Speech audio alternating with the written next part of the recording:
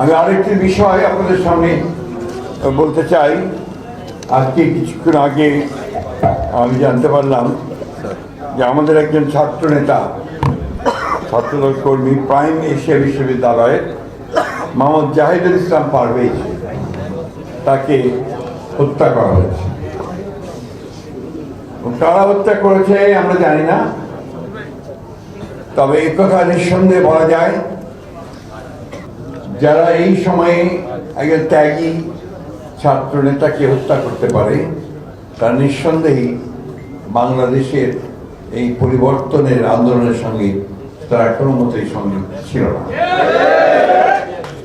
যারা আজকে বাংলাদেশে একটা বিভাজন সৃষ্টি করতে চায় তারা কখনোই বাংলাদেশের পক্ষের মানুষ নন, তারা গণতন্ত্রের পক্ষের মানুষ নন, তারা শ্রমজীবী মানুষের পক্ষের মানুষ নন।